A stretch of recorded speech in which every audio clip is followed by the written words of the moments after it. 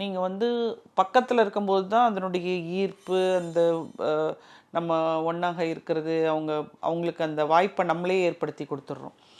நீங்கள் இந்த ஊரை விட்டு ஏன் வெளியே ஊர் போய் செட்டில் ஆகிடக்கூடாது?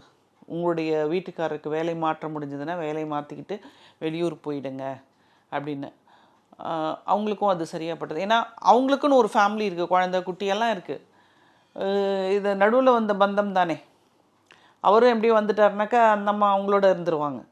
அப்படிங்கும்போது அதை என்கிட்ட கேட்டுட்டு போனாங்க. அப்புறம் கொஞ்ச நாள் கழித்து ஃபோன் பண்ணி, நீங்கள் சொன்ன மாதிரியே வந்து நான் வந்து கொஞ்சம் நைஸாக பேசி நம்ம வெளியூர் போயிடலாம், எனக்கு இங்கே முடியல அப்படின்னு சொல்லிட்டு எங்கள் பேரண்ட்ஸ் இருக்க ஊருக்கே நான் வந்து அவரை ட்ரான்ஸ்ஃபர் வாங்க வச்சுட்டு நாங்கள் ஃபேமிலியாக போயிடுறோம், ரொம்ப தேங்க்ஸ் நீங்கள் சொன்ன அட்வைஸுக்குன்னு சொல்லிவிட்டு அவங்க இங்கேருந்து கிளம்பி போயிட்டாங்க. அங்கே போய் நல்லாவே இருந்தாங்க.